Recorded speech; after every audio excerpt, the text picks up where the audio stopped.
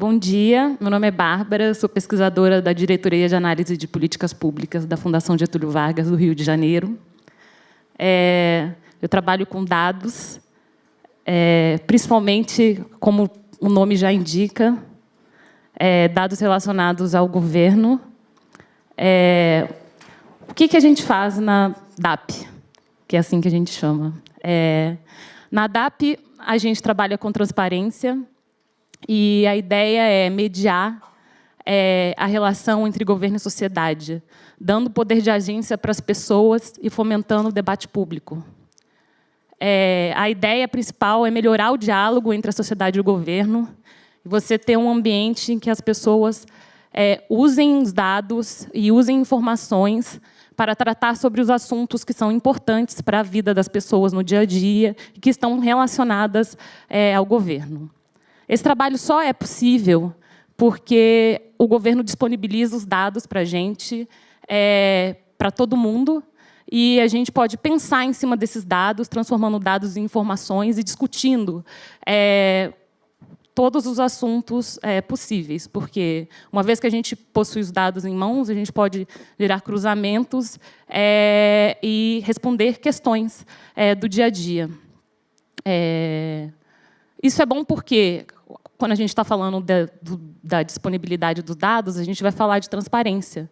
E a transparência é essencial para uma sociedade, principalmente porque ela cria laços de confiança. Então, você tem um governo que é accountable, que ele consegue responder, a sociedade cobra, porque ela tem acesso aos dados e ela entende aqueles dados. Se esses dados forem apresentados de uma maneira inteligível, e se as pessoas têm entendimento de como aqueles dados podem funcionar. E isso, geralmente, você contribui muito para um ambiente institucional, quando você fortalece esses laços de confiança, porque, senão, você tem um ambiente mais propenso a crises políticas, questionamentos quanto à corrupção e à atuação dos agentes públicos. Aqui eu vou apresentar para vocês, isso é um exemplo do que a gente faz na DAP, com dados relacionados à saúde. Eu convido todo mundo a entrar no site da DAP, a gente trabalha com dados de saúde, de educação, transparência orçamentária e transparência política também. Esse é um exemplo de dados que nós usamos de saúde e de orçamento público. No eixo horizontal, a gente tem a incidência de dengue por 100 mil habitantes, e no eixo vertical a gente tem a transferência per capita em saúde, para vigilância em saúde, que é a pasta orçamentária relacionada, principalmente relacionada a ações para dengue. Quando a gente faz esse cruzamento, o que a gente tem? A gente tem esses dados separados por Estado e pelo Distrito Federal, e eu consigo enxergar onde a gente tem a maior incidência por 100 mil habitantes de dengue e aonde o governo mais investe em ações de vigilância em saúde. Isso supostamente teria que estar relacionado mesmo, porque se você investe em ações de vigilância em saúde, você vai ter uma menor incidência da doença. Então, a gente faz esse tipo... A gente tem um estudo de dengue, está no nosso site, na área de saúde. Na área de saúde também a gente tem um estudo sobre o câncer de mama, por exemplo. Nesse estudo, o que a gente consegue traçar?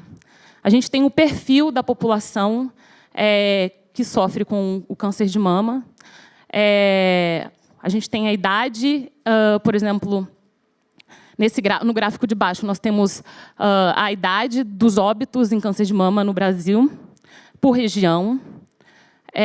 Em cima, eu tenho a incidência por região também. E no nosso estudo, quando você entrar no site, você pode ver, a gente tem dados com relação à mamografia realizada. Então, se você cruza esses dados, você consegue entender onde que o governo pode atuar para prevenção ou para conscientização das pessoas, para elas fazerem a mamografia e ações de prevenção para câncer de mama. Então, a gente consegue pensar em cima de dados que estão disponibilizados pelo governo, ações de políticas públicas para melhorar a vida das pessoas. E subsidiar ações do governo também, né?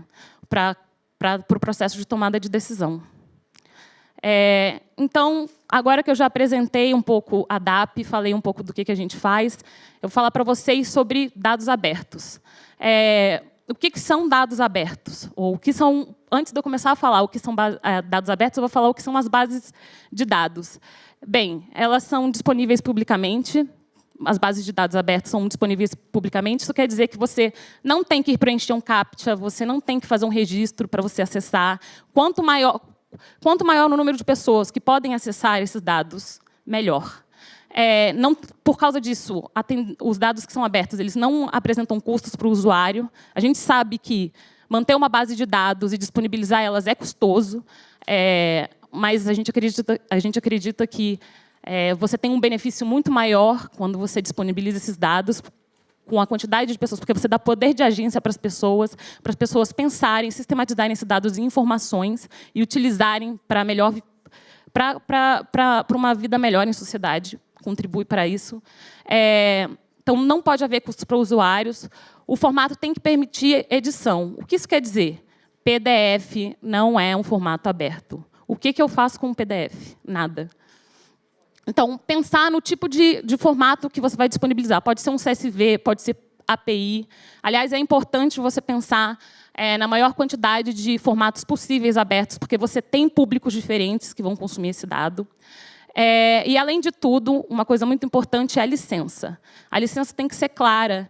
E a condição de utilidade desse dado deve ser apenas você adereçar a fonte, ou seja, da onde esse dado veio. No mais, o usuário do dado, a pessoa que recolheu aquele dado e pensou, realizou alguma inteligência em cima daquele dado, ela pode usar e publicizar esse dado como desejar. Durante o nosso trabalho, a gente tem uma coleção de boas práticas relacionadas a dados abertos. Eu vou apresentar esses 5 pontos. Parece óbvio, só que quando você pensa, ou se você está do outro lado, se você faz parte do governo, você fala assim, nossa, mas eu tenho muitos dados, como é que eu trabalho com isso? É bom você ter um guia, você pensar em formas de como melhor divulgá-los. O importante é pensar no maior número possíveis de informações que são chaves sobre o assunto, disponibilizar na maior granularidade possível também. Por exemplo, é melhor você me disponibilizar o dado bruto do que taxa. Taxa eu consigo calcular se eu tenho a população também. A atualização constante de dados, porque isso possibilita que a gente construa uma série histórica e acompanhe o andamento de determinado assunto. A clareza no metadados. O que eu quero dizer com isso? Um dicionário claro para a gente poder mexer nessa base de dados e, eventualmente, um manual também. Quando a gente vai tratar de orçamento público, a gente tem um manual de orçamento público para poder entender o que está disponibilizado com relação ao orçamento. Além disso, é muito importante pensar nas palavras-chave que vão estar indexadas a esses dados, porque as pessoas têm que ter facilidade para encontrá-los.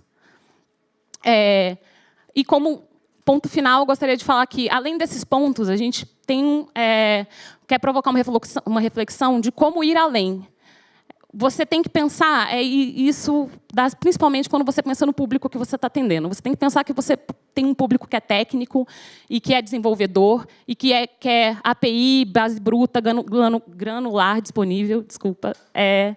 E você também tem que pensar na população, cidadão comum, que vai acessar e quer ver esses dados. Então, tem que ser intuitivo, tem que ser sedutor. Se você tem um dado georreferenciado, cara, coloca no mapa, disponibiliza de uma forma que a pessoa veja o dado rápido. Bem, é isso que eu tinha para falar. Convido vocês a entrarem no nosso site. Muito obrigada.